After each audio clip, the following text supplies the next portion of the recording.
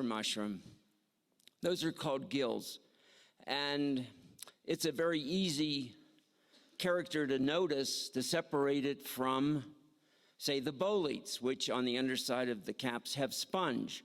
And there are lots of different kinds of non-gilled mushrooms, including puffballs, including some of those beautiful corals, and the different kinds of mushrooms that have spines.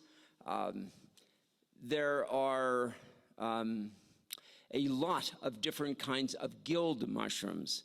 And the most difficult group to identify are the gilled mushrooms, because they have so many different kinds of mushrooms that have essentially the same body shape. That is, a cap and a stem.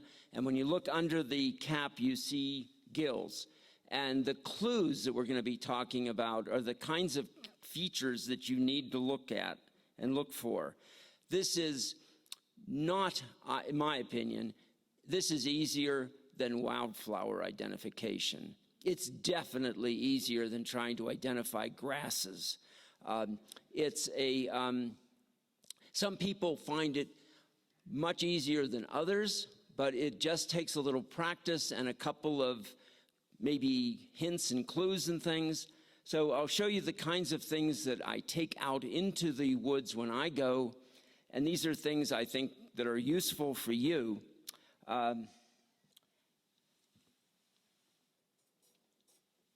You can't put the mushrooms in your pocket, and if you throw them into a bag, they get crushed. So you need something that's flat-bottomed. So a tomato basket box is good. Anything with a flat bottom works. This just happens to be something I carry around because it's collapsible. You hope it doesn't collapse on your mushrooms. But the idea is that you can fill this up, and it's good for general collecting of especially large mushrooms. If you're in an area where they really don't want you to pick mushrooms, where they have fines for picking, then you have to be a little careful about what you do. Carry something that looks like it has nothing in it or has nothing like mushrooms. You can take a day pack, for example. Or if you want to go upscale, get something like a Bonwit Teller or a Saks Fifth Avenue handbag thing, and you put the mushrooms in that. No one will ever imagine that you've got mushrooms in it. This is just a little sort of carrying thing, and then the mushrooms can be put in here. And then when you do that, you don't just drop them in. This is a commercial break, cut-right wax paper for all the things you've always wanted to do. And you can cut off as much as you need at a given time. Linnea Gilman has a setup where she wears it around her neck, so she doesn't need to, she's like a person in a deli. She can just rip it off and fold those sandwiches. So this is a really useful thing to have. Once you have this, you don't roll up the mushrooms like that. You make packages. And so this is one sort of package where the mushroom is put inside. You roll it over and you twist the ends. I found this is really helpful because then you can drop these into your basket, and they're almost like little space module things, because when you trip, and one of the things you do hunting mushrooms in woods is trip, and they all fly out of the basket. And by having them all in separate little containers, they bounce. And when you pick them up, they haven't been broken. And they don't mix together, so that should you be collecting edible and poisonous, and you're throwing them into the same basket saying, oh, I can tell the difference. Well, after they break up a bit, you can't. And you end up having pieces of maybe poisonous mushrooms in with your edibles. So you separate the collections. And then it becomes sort of like Christmas when you get home or get to the display table. You have to open each one of these packages. And you remember that some are good and some you don't have a clue. So what I do sometimes is if it's on wood, I will try to put a piece small piece of wood into the container. If it's growing out of moss, I'll put a little bit of moss in there. There are ways, because your memory is not as good as you would like it to be, and you've got 30 of 40 of these packages, you can't remember which ones were on wood and which ones were on the ground. So one way of doing that is taking these little 3x5 note cards. And they can be, you can even tear them in half, and just put a few notes on there, like found this at the base of a tree, even if you don't know what the tree is. Around here, it's not that difficult. There aren't that many different kinds of trees. So, but it gives you a really good clue for identification, because where it's growing is crucially important to identifying a lot of the mushrooms we're going to be seeing.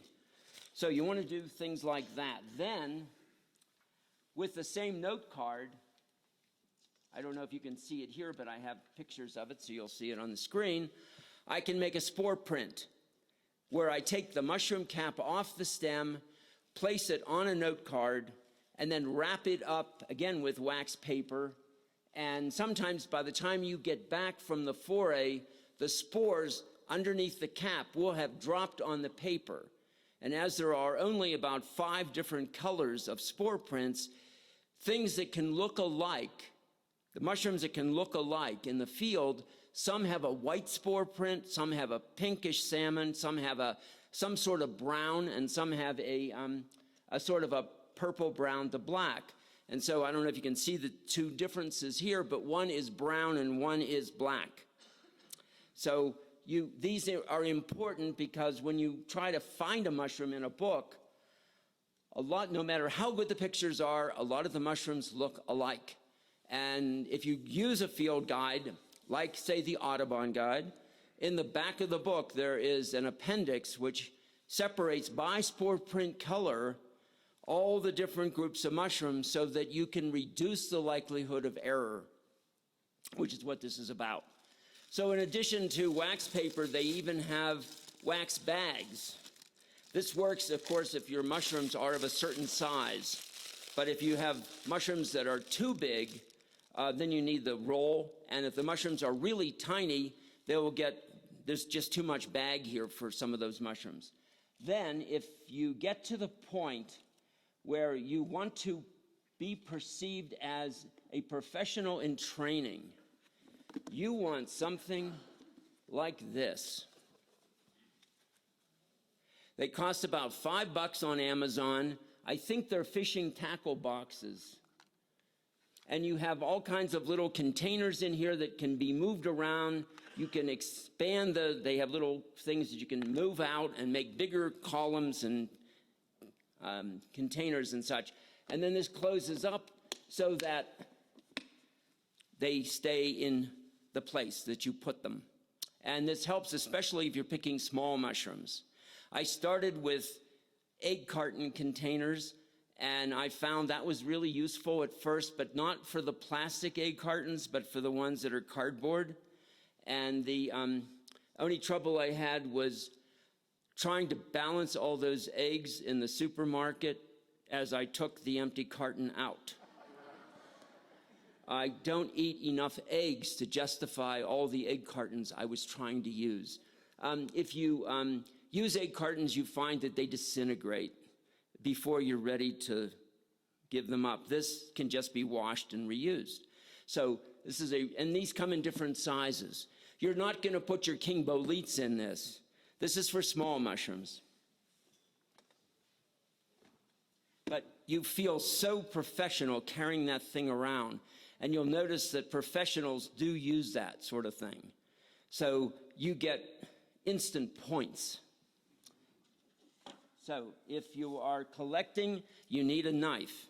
Preferably some kind of knife with a bright colored handle. This is red.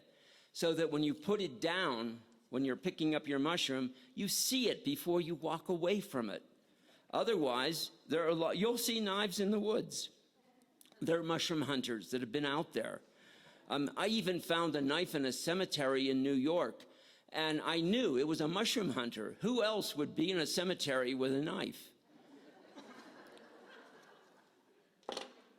I mean, there was nothing freshly dug. And then it's really helpful. And then the reason, of course, for having the knife is not to keep other people away. It's so that you can dig up the whole mushroom. Because if you don't dig up the whole mushroom and you just cut the stem, as a lot of mushroom food collectors do, because if they know they've got king bolete, they're not going to pick up the whole mushroom and then have to deal with all the soil that's surrounding the base of the stem. That's how they do it. But if you're interested in identification, you need to get all of the features, including the base of the stem, and I'll show you why in a few minutes. So this is a useful knife, and this one has a brush, which I suppose is useful for mushrooms, but I find that when I use it, I knock the caps off. And then I have a hand lens, and this is a magnifying glass, and they sell them here. There's a bunch of different kinds available. Anything that works is good. If you are over 20, you probably need some visual assistance. As you get older, you need more and more. And then there are different kinds of lens. This is a flat printer's magnifying glass, which has different magnifications on it. You don't need much. You just need something so when someone says, do you see the dots on the stem? Or do you see the hairs on the cap? You don't have to pretend. You can actually look at it. And this one, if it's working, even has an LED, which is really cool, because it means in the forest you can actually see something instead of just squinting. Okay, then you don't have to use Altoids, but one of the things you have to do with mushrooms in many cases is taste them, because the question will be, is it peppery? Is it bitter? Is it acrid? Is it sweet? Does it have a distinct fragrance that translates into a taste? Well, a lot of the mushrooms are shockingly bitter. And when you have tasted, you don't swallow this, you just take a small piece. You'll see me if you're coming on the foray later. And then you need to do something about what you've got in your mouth, because you spit it out and you find water doesn't cleanse. So I use Altoid mints because it's a curiously strong mint. And it seems to work. And after a while, you lose that horrible memory of that russula that you just bit into. It's useful to have water with you. Dehydration is a problem no one ever talks about. When you're mushroomed, you forget all about drinking. You are so focused on the goal, and you don't realize that you are being seriously dehydrated, especially here in the mountains. So it's good to have something. Drinking your own urine is not advised. It is not necessary. We get out of the woods usually within 3 or 4 hours. If you find yourself overnight, that's another issue. Okay. Taking pictures. It's really a good idea to take pictures of what you're finding. You can write down the best notes in the world. Cap, dark brown, gills, yellow-brown, stem, and you have all the color, and you have all the surfaces, and you put everything down. It takes a lot of time to do that, too. You take a picture of the mushroom, and it sometimes gives you a much better record of what you're doing than the names you're putting down for colors and surfaces and such. And if you've got an iPhone, good for you. This is an old-fashioned digital camera that is light enough and small enough for me to put in my pocket. And I don't really much care about the quality of the picture. I know a lot of you take much better pictures than I do. I'm only interested in the features of the mushroom that I really want to get on the camera. And I'll put this on my computer when I get home. I have iPhoto. It blows the whole thing up. Not only do I see the mushroom I photographed in a much larger format than I could ever see it in the field, because you've got the whole computer screen, but I even see things I didn't even see when I was taking the picture of the mushroom. Features of that mushroom that become visible, or the mushroom next to it. I didn't even know there was a mushroom next to it because I was so focused. And then there's this mushroom that's more interesting than the one I photographed. So this is a really useful thing to do, and you find that if you are a picture taker, it's very easy to just like go out and make 20 or 30 pictures on a foray. And then when you get home, try to connect the mushrooms you photographed to some of the mushrooms you collected and say, here's my mushroom, here's my photograph. Let's see if I can find a name for this thing. Or if someone tells you that it's Pholiota squarosa and you've got the mushroom in your hand and you've got the photograph, and you can smell that thing, we'll talk about that, you've got everything you need. So these are ways of starting out, getting going, and with a field guide, preferably small. There's no point taking a really big, heavy book out there because you won't use it. You'll use it when you get back. So something small that can fit into a pocket or a backpack or something, just for, not for reading, for checking odd things like, I think I have a rustula, how would I know? And you can look up rustula and you can say, well, this is what the features are. Is this showing what I think it is? And do I want to collect it? If you're interested in edibles, what's the point of collecting 40 or 50 mushrooms of something you're not going to eat when you come back? I think someone this week already collected what we call the big cat, Cataphalasma, thinking it was a matsutake. Those are big, heavy mushrooms. They weigh you down. And when you get all the way back and you try to figure out what it is, if you allow yourself to believe it's a matsutake, you have one of the worst meals of your life. It's not poisonous. It's just something that the bad taste stays with you. So you want to, if you want matsutake, you want to know in the field, is it a matsutake? Not, you don't want to just collect one if you've got 30, but you don't want to collect 30 if it's a Cataphalasma. Okay, so let's look at some of these things in terms of the clues we need to see to identify the mushrooms that we're going to be finding today. And maybe there are 4 or 5 things you need to know about and do, and these are things that you will do over and over again so that it becomes second nature. The most important group of mushrooms around here that are conspicuous that you want to avoid are the amanitas in terms of edibility. And the reason that this becomes number 1 on the list is because the amanita, unlike most other mushrooms, grows up out of an egg. There's a kind of an envelope in which the mushroom emerges, and then it bursts up through that, leaving some kind of a cup, visible cup at the base of the mushroom. If you dig it up, you won't see the cup at ground level because it will be underground mostly. So you have to dig it up. And the other clue would be something on the top of the mushroom, which would be patches as opposed to scales. And I'll show you the differences in a minute. Then everyone knows if you're buying mushrooms in the store that if you buy the very young agaricus buttons, there is a veil or a membrane covering the gills. If you poke your finger through it, you can see the gills underneath. Some mushrooms have that. That's called a partial veil.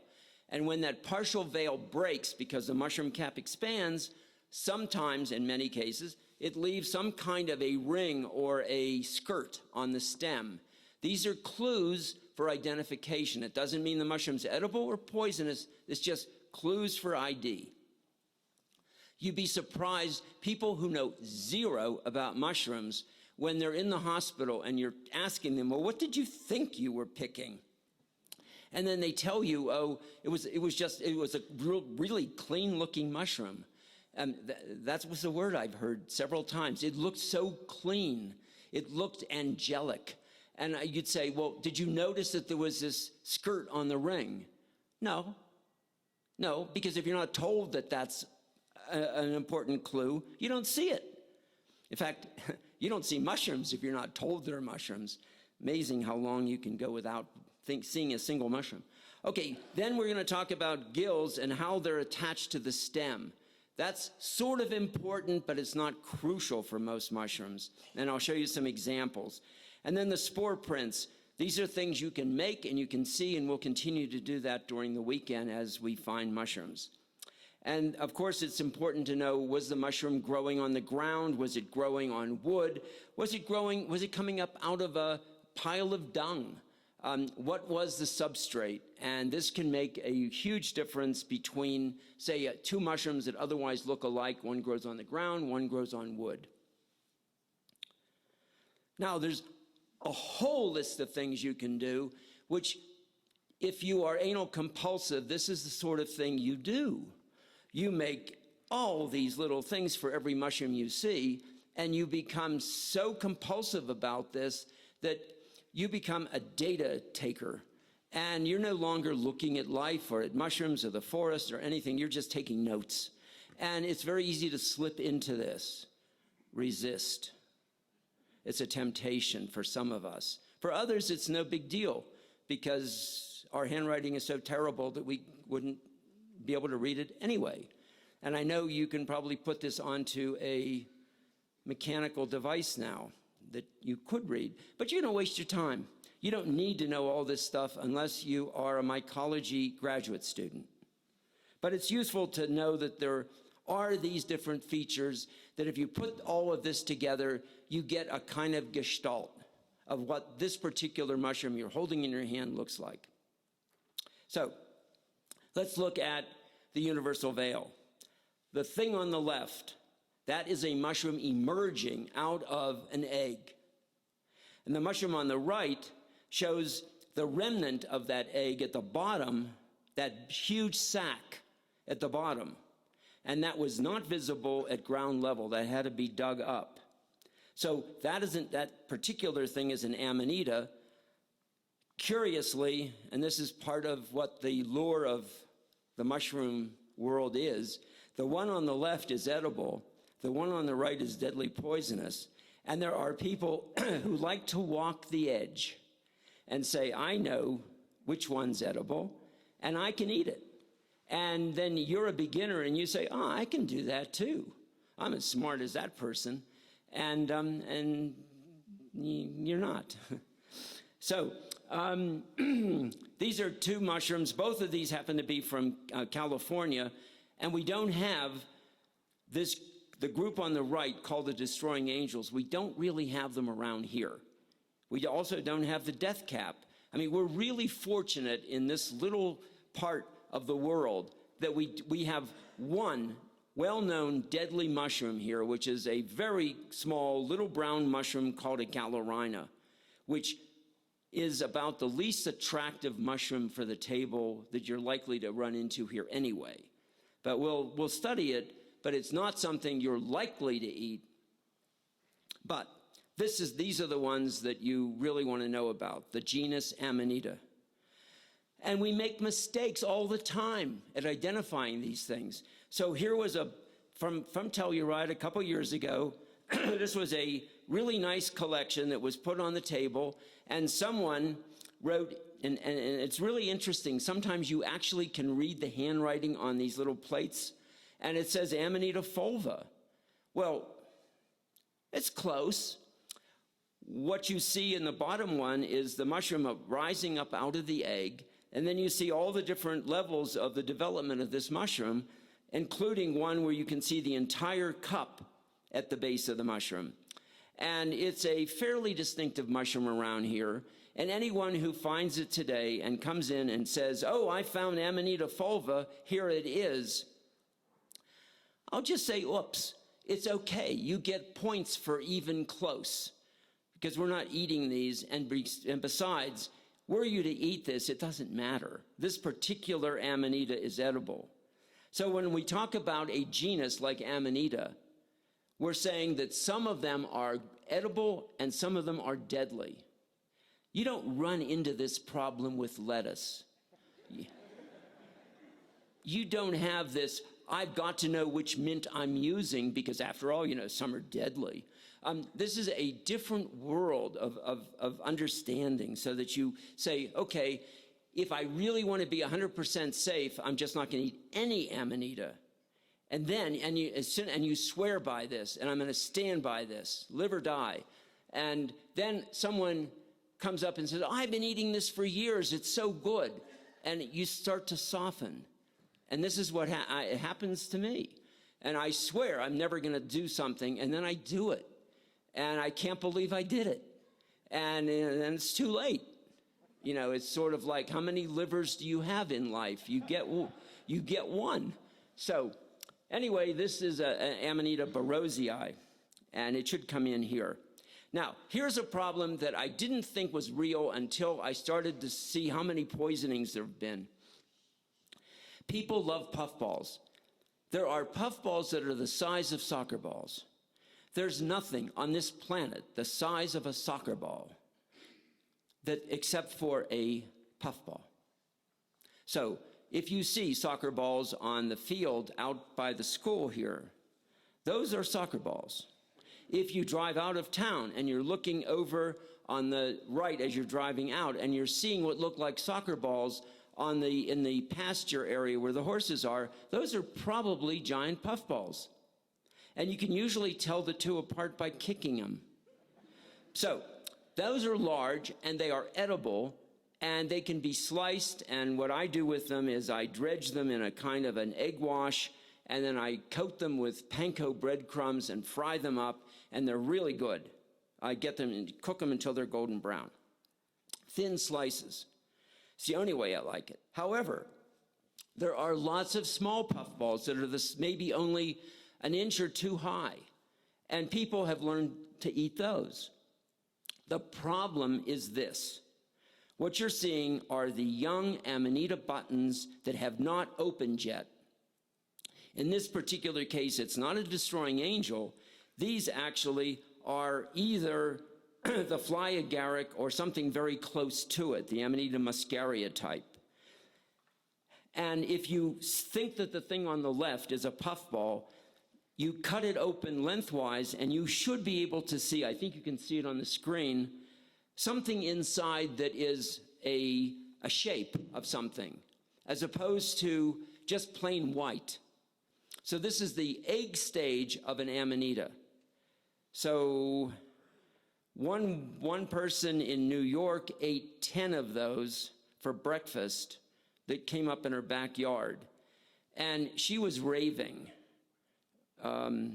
Raving is one of the symptoms of Amanita muscaria poisoning when you've had too much. And her family immediately recognized this was more than ordinary raving, which she was known to do. And she wasn't calming down, so they took her in, and of course what you get in this hospital is they sedate you, and then they watch you. Being watched, if you're under the influence of this mushroom, being watched is a terrifying experience because the people watching you aren't human. They're aliens, and they're looking at you as, where can I cut first? And all these things are going through your head. And there's one great story of a colonel in the army who, as he was being watched, he realized that the doctors were angels and he had died. And he was in heaven, and the question was he going to be accepted or was he going to be sent down the other way? And then he started seeing all these neat insects crawling out of his body. This was a really bad moment in his life. So this is something that can happen if you eat, and the colonel ate his raw. The woman in New York ate hers cooked, thinking they were puffballs. So the point here is, if you think you've got a puffball, you have to double check and make sure it's not an Amanita button. You don't want to eat these things unless you want to experience what I just described, in which case, by all means, it's an experience. These are not deadly. So there are other things out there that are different colors, but again, if you see that you've got something at the base of the stem that isn't a straight smooth base, or you see the patch on the cap, what's that patch? Where's it come from? You ask that question, and then the answer has to be one of two things. Well, it could be more, but if it's a mushroom, one thing is that it's some kind of a scale broken off in the cap. Another is, it looks like eggshell. And it is that. It was part of the universal veil, part of the egg, and it left this big white blob on the top, which is very easily removed. So this is another one of the amanitas. And we have this. This is also a telluride mushroom. And this is, of course, the classic photogenic mushroom that's in all the fairy tale books. And what you're seeing here is all those little patches on the cap come from that egg.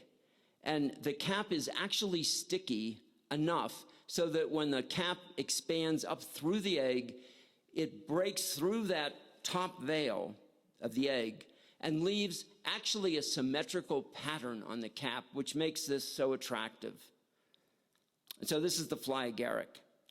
And in this case, you actually don't have to dig it up because just seeing the cap is identification enough. And as I mentioned last night, the whole point for most of us of finding this mushroom is to find the king bolete, because this is the clue for looking for king boletes. You see this, you know the king bolete is not far away. And you just sort of stop and walk around and actually slow yourself down and stop talking to people, because I find that a lot of people on mushroom walks get into conversation. It often has nothing to do with mushrooms, and your head is somewhere else. So you think you're on a mushroom walk, but you're really not even in Telluride. You're somewhere doing something else and going through the paces. So you have to really stop and just focus on what you're doing. This makes a huge difference. Some people are really good collectors, and other people are really good conversationalists. And you have to stay away from the really good conversationalists when you're in the woods. You know, save it for afterwards, if you can. Now, if you saw that mushroom, what happens when it rains? That. A little more rain, and that is a absolutely smooth red cap. You would never guess that that was an Amanita muscaria. In fact, if any of you know your mushrooms, you would say, oh, red, that must be a russula. And then if you don't dig it up properly, it is a russula to you. In other words, the patches are just adhering to the cap. They come right off. You can also get them off with spit. You spit on the cap and you rub it a bit, and they come right off. So this is an important feature that differentiates patches from the universal veil from scales that you have on things like foliotas and lepiotas, where all the spit in the world won't rub the scales off because they're torn pieces of cap, whereas this is something independent of the cap that sits on the cap of the mushroom. And you can see just a few things are left there. All right, and then I showed this last night. This is the fly agaric, and they often grow. You can find them in fairy rings. You can find them in bunches. They usually grow here under the spruce and within maybe 50 feet of spruce, the Engelmann spruce trees around here. And this is a collection from California, and this is the one I mentioned last night. Would you eat this mushroom? And if you would, why would you eat this mushroom? And my answer is, you eat this mushroom because peer pressure gets the best of you. You are unlikely to do this in the privacy of your own home by yourself. You do this with other people who are all excited and hyped up on it and say, hey, I've got this great recipe. We can cook this mushroom. It's really good, man. And before you know it, you're in the kitchen and you got this, oh my God, he's cutting it up. And oh, Jesus, and I'm trying to photograph this thing and my hand is shaking because everything I know about this mushroom is like, stay away. It's the classic story of Hansel and Gretel, and they go to this house, they find this house in the woods, and of course that's where the witch lives. And if you look at the Russian fairy tales, the house is the color and pattern of an Amanita muscaria, and the witch is dressed like an Amanita muscaria, and the kids are supposed to go in and of course get eaten. So it's a real strong aversion to this mushroom in every culture I have studied, except for the Koryaks and the Chukchis in the Russian Far East. And I think Larry Millman's going to talk about the Chukchis later today and tomorrow.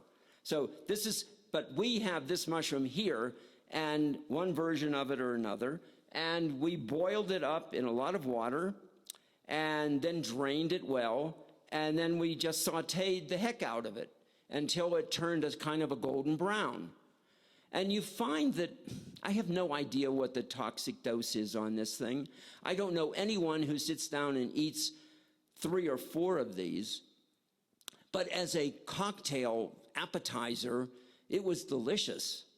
And I saw all kinds of people eating it in California this winter who had never eaten this mushroom before, never thought about it one way or the other, but it was presented in such a positive, I mean, the aura around it was so positive. The energy was just with you, and I want to be part of this. It's sort of like, you know, this is mass. And you're coming up and you're opening your mouth and someone's sticking something in your mouth and you're saying, oh my God, it's the body of the living Christ. Oh my God.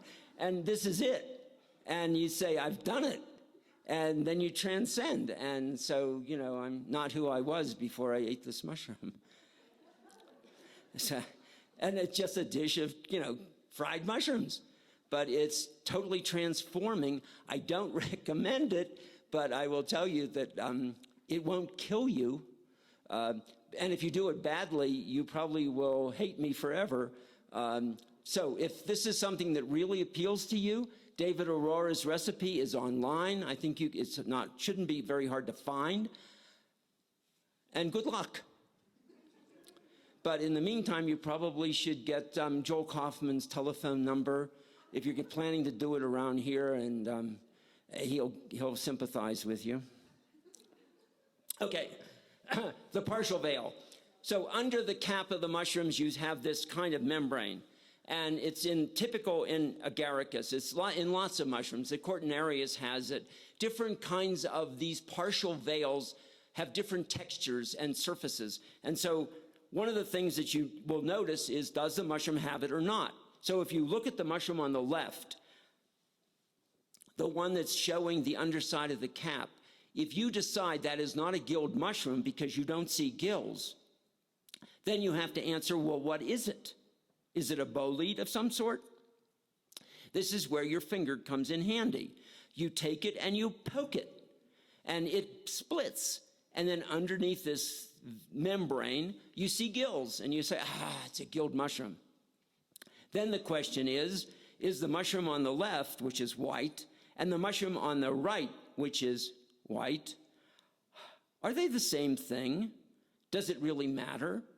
Could you make a mistake if you ate one instead of the other? Well, one you live and one you die. But you know what? This is so overblown because you're going to die anyway. You know, this is such an illusion that somehow if we only eat edible mushrooms, we're going to live forever. You know that isn't so. Is this something that your folks told you at some point? Anyway, if you want to survive this festival, the agaricus is definitely the better one to try. And you'll notice with agaricus, we'll talk about it at the display table, there are some really good agaricus species out here that people are finding, and they are white, like the destroying angel. They smell like anise or almond extract, and they are really good. There are also some agaricus out here, same genus, that are not so good. And we'll probably see both kinds on the display tables, and we'll talk about them. The mushroom on the right is showing what happens when the veil breaks, leaving that band on the stem. That band is an annulus. We call it a ring. You can call it a skirt, but it's a visible piece of tissue that is on the stem of a lot of mushrooms. And so when you're finding mushrooms, don't grab it by the stem and show it to someone, because you may crush the ring and not even know about it, and then they won't see it, and you'll get a misidentification. So with something like this, there's a mushroom on the left that has a ring, and it has brown gills. There's a mushroom on the right. Those gills aren't the same color, but there is a kind of I don't know if you can see that, there's a kind of band on that stem also. Turns out these are two different mushrooms. One of them is an agaricus, the one on the left. The one on the right is a stropharia. And one of the things I'll tell you about gill attachment, because it is sort of important in some cases, but not in most. If you take your hand on the cap of the mushroom on the left, and you hold the stem in one hand, cap in the other, and move it a bit, you can actually remove the cap from the stem without tearing any of the gills. The gills are called free. That is, they're free of the stem. If you try to do that with the mushroom on the right, no matter how careful you are, there are going to be gills stuck to the stem when you remove the cap. So we say those gills are attached. So there are free gills and there are attached gills. And if you're using something like, say, the Audubon Guide in the back of the book, there's a whole section under the sport print colored clues that talk about gill attachment. And you have to look at the mushroom and say, are the gills free or attached? And this is something that you don't get from looking at a picture on a screen. It's from looking at the mushroom in the field. So one of the things we're going to do on the walk today is we're going to look at all these mushrooms we find and answer basic questions so you can do this on your own. And you'll find out which ones are important to know the differences and which ones are less important to know. So in this case, the agaricus, the gills are free from the stem. The stropharia, the gills are attached. This doesn't tell you one's edible and one's poisonous. This is just a separation of two things. It's a taxonomic feature. I mentioned last year that John Cage, the composer, who was here back in the late 80s, he found bushel baskets full of that mushroom on the right, and he thought it was an agaricus. This was back in the 1950s, and he was eating it because he believed it was an agaricus. He didn't know what he was eating. He just said it's some sort of agaricus. Eventually, it got sent off to Alexander Smith in Michigan, who was the main mycologist in the U.S. at that time. And Alex Smith said, oh, you've got a stropharia, and which really upset John because he'd been feeding it to all his friends in the art world. And he realized that if he had made a true blunder and it had really been poisonous, he could have wiped out a whole generation of artists in the United States. So it turns out these are both edible mushrooms. And the one on the right is the Stropharia rugoso-annulata, what we call the wine cap mushroom. And the one on the left is Agaricus bitorquis, which is what we call the spring agaricus. Here's another example where you can see the free gills better. You can see a racetrack. If you follow the stem to where the gills are, there is space between the end of the stem and the beginning of the gills. Can you see that? I think? Okay, so that racetrack is what you look for. It's easier to see in some mushrooms than others. This particular one is a pluteus, and it's easier to see in this particular group. Then there are the mushrooms where there's no question the gills are attached. Not only are they attached, but they descend the stem. So there's a group of mushrooms out there that the feature you're looking for is not just are they attached, but how are they attached? And so decurrent gills or descending gills is a feature. This particular one is a jack-o'-lantern, which we don't have here, but is common on both coasts. And it's a lookalike for the chanterelle. Not here, because we don't have this here. So fortunately, the chanterelle really doesn't have any lookalikes here that of any note, whereas both coasts have jack-o'-lanterns, and they are not uncommonly eaten by people who think they are chanterelles. And these are chanterelles. These are Colorado chanterelles. These are the chanterelles. Let's see if I have a better picture. Don't. Okay. These are really small. And if you find them this weekend, we will celebrate that because this is, we're not seeing them yet. They have not come out in any quantity yet. But they're out there, and you can usually spot them because they're yellow. But they can be the size of quarters or $50 at most. So they're really small, but they can be abundant on the ground. And we're going to be looking for them, of course. And this is related to the European chanterelle. This is like all the chanterelles in the rest of the United States. They're all edible. And all you have to do is know that you've got something that is a chanterelle and you've got something which is edible. There is a look-alike out here called a false chanterelle, which grows on wood and conifer wood. And if you find it and eat it by mistake, calling it a chanterelle, it doesn't matter because it's edible. And that's Hygrophilopsis arntaica. But it's the only look-alike I can think of that's out here, and it doesn't make a difference. In other words, people are mistaking mushrooms all the time. We probably have, who knows, what percentage of the mushrooms you identify and eat are actually misidentifications, and you just sort of get away with it. I imagine a lot. I think we're mistaking a lot of our mushrooms, and it just doesn't matter. It only matters in particular cases where there are serious consequences as a result. And most of the poisonings that you have, if you're interested in that aspect of mushrooms, most of the poisonings happen within an hour or hour and a half of eating the mushroom. You don't wait a day or two. You get sick relatively quickly. And the ones we really, and we don't worry about that. We just push you out of our way. And I mean, you do not get sick in a car, for example, saying that you've been eating on the trail, and now you're letting us know. There are the mushrooms you really worry about, and those are the ones that have a time delay of 12 hours to even 2 weeks. And those are the things you don't want to screw up.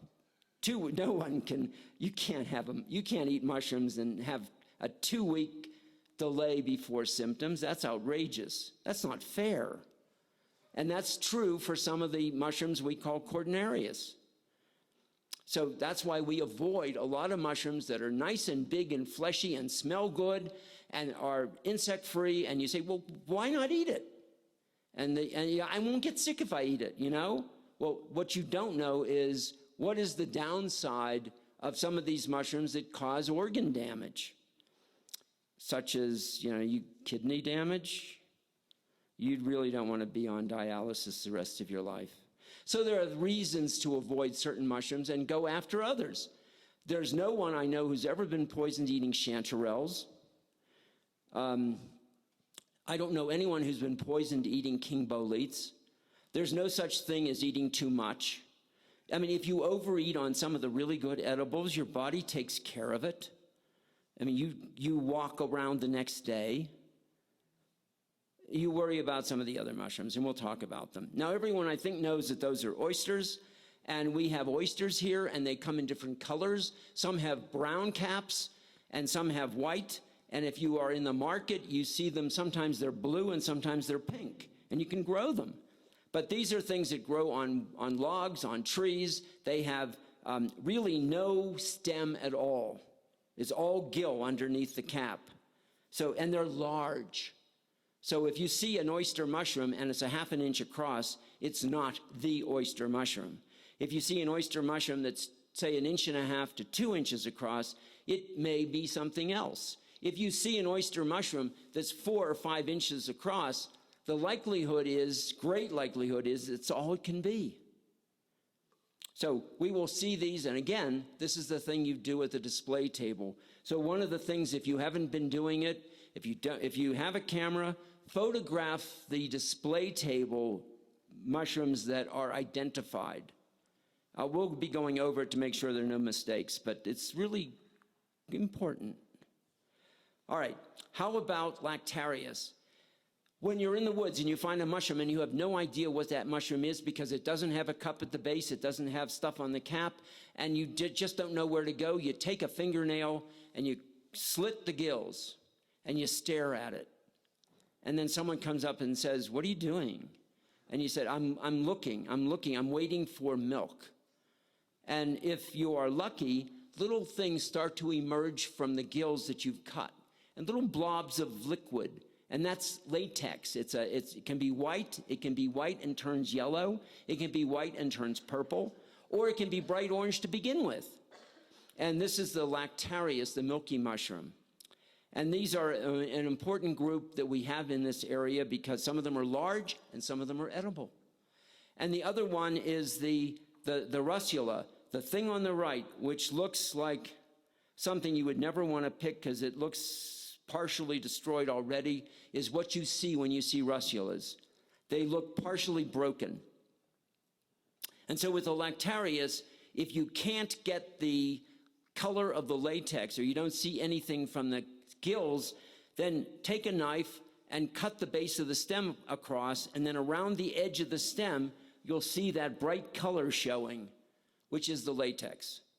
This particular one is our local Lactarius deliciosus, which is a good edible out here, by the way. Makes a really good dish. And this is one of my maybe 3 favorite mushrooms out here. This is the shrimp russula, and several people have been finding it already. It has a red cap, usually red-purple.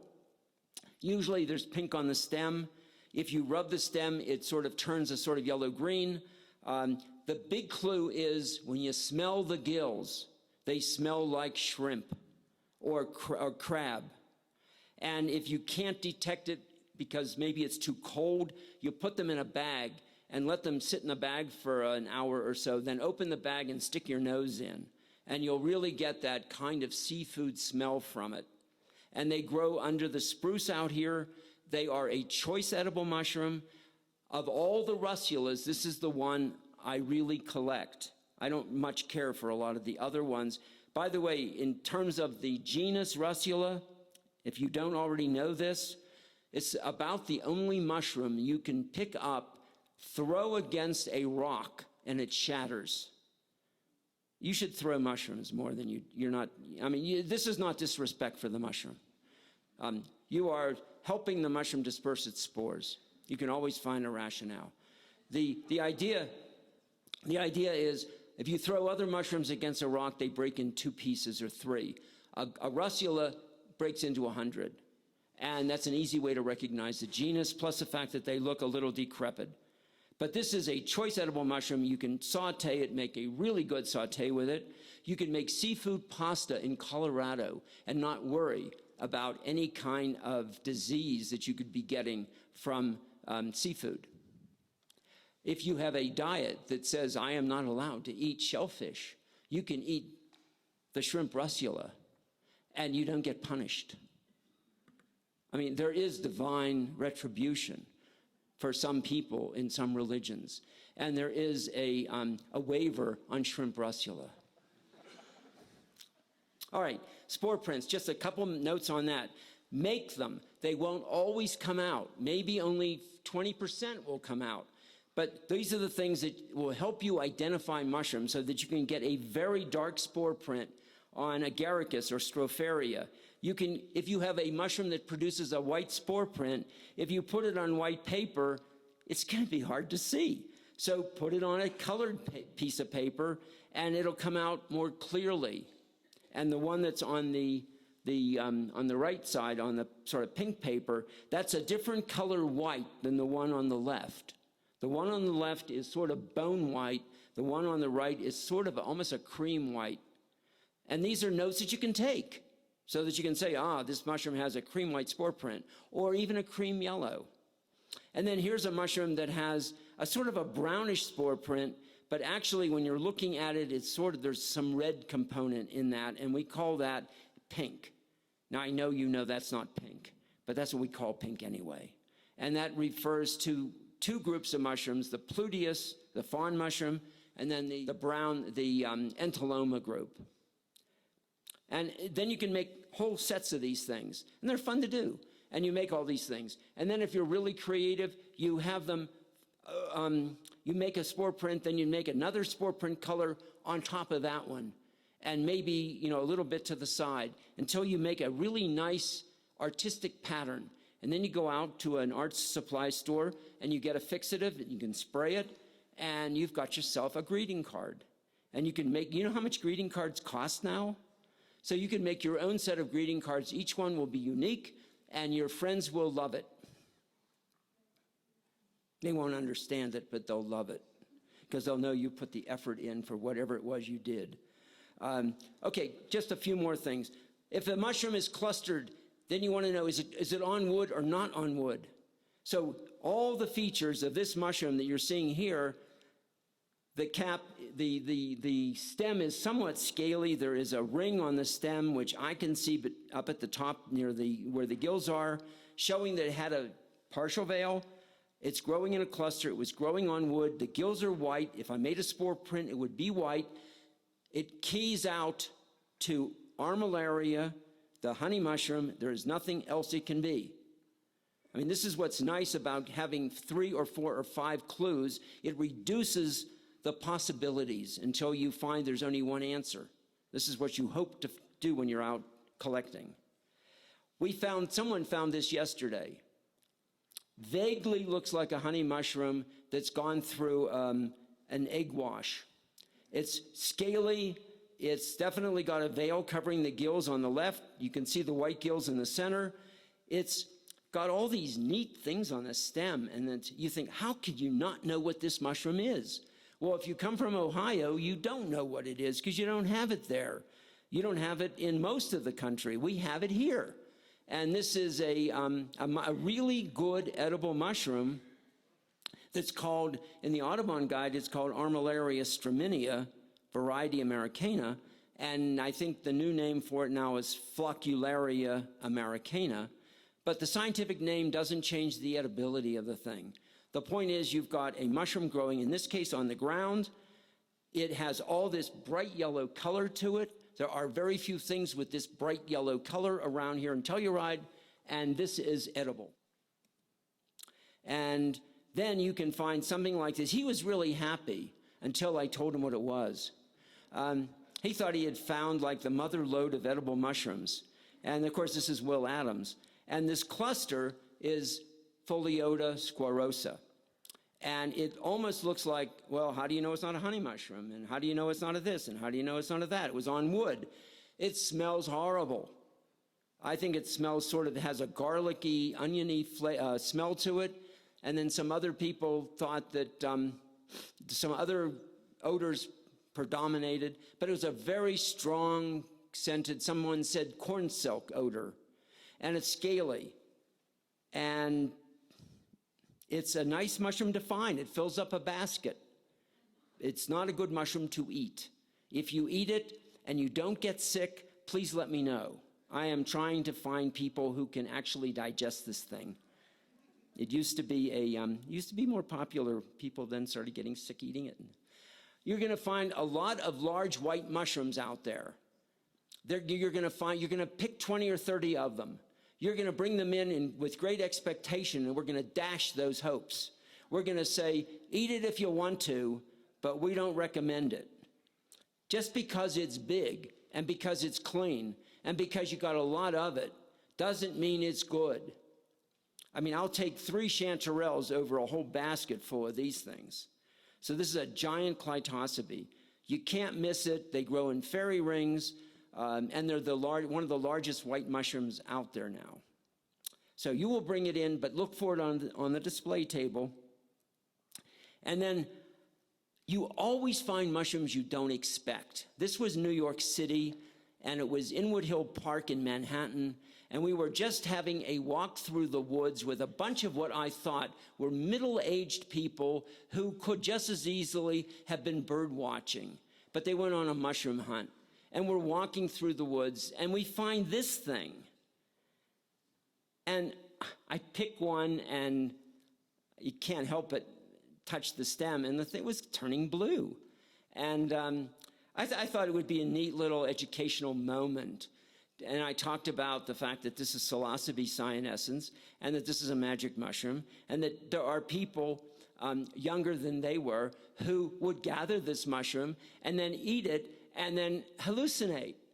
And they listened to me very carefully. And then lesson's over, and we walk down the trail, and someone comes up to me and says, "Did you see what they did?" And I said, "No." They said, "They dove on that area. There isn't one left." And so there's no such thing as age anymore. I mean, you can be 94 years old and you are just as interested in the magic mushrooms as if you're 24. And it's a phenomenon that we are, as someone said, we are no longer the subculture. We are the culture, and it's in here, and it's around us, and this is it, and deal with it. Anyways, in almost all the parks back east, I didn't realize that until I really started looking, and it's a late fall mushroom back east. And this also grows commonly in California. We do not really have magic mushrooms growing in the Telluride area. You will see them here. They will be in the hands of particular people walking around. They will be generally dried. They will be brought in from elsewhere. I don't know anything about this, except that they seem to be here. I've yet to see them growing in Telluride.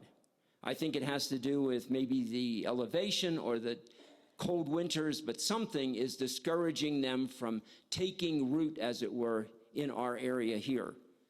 But I still look at dung, and I look at wood chip mulch, and I look at all the sorts of places that I would look for magic mushrooms if I were anywhere else. So this is a good place to learn about the mushrooms. It's a good place if you happen to bump into someone who says, here, try one. Just remember what happened to Alice. If you find that happening to you, don't even think about looking for the key. It's over. So, shaggy manes, the last one. When you think about the parade, you can either come as a shaggy mane, in which case you don't really need much of a costume, if you're lucky enough. These are the things that are growing around here. Some people brought them in yesterday. This is one of the really good edible mushrooms. It grows along roadsides. It grows in open areas. It grows in grass. And this is an inky cap mushroom, but it's the best of the inky caps. And this is the shaggy mane. It has a very long cylindrical cap so that you can't mistake it for something else because nothing else has that very elongated white shaggy cylindrical cap. And if you do find these things, they are very fragile, and they have to be cooked and eaten relatively quickly so that you can literally take them out of the woods, put them in a little bit of water, steam them, and then eat them. If you don't have the time, but you do have a refrigerator, you can put drop them into a container full of cold water, put them in the fridge, and you can keep them for a couple days. They won't seem to do anything. And then take them out and cook them when you're ready. Anyway, the point is, these are some of the edible mushrooms that are Gilled mushrooms, some of the poisonous I'm showing you, that we're going to see, and we're going to have a foray this morning, and we're going to have a display and identification afterwards, and then tomorrow morning we're going to have another program similar to this, but just on non-Gilled mushrooms, which will include the puffballs and the coral mushrooms and the boletes and the hawk wings and things like that. So I hope to see you on the foray or at the display table, and certainly back here tomorrow morning. Thank you.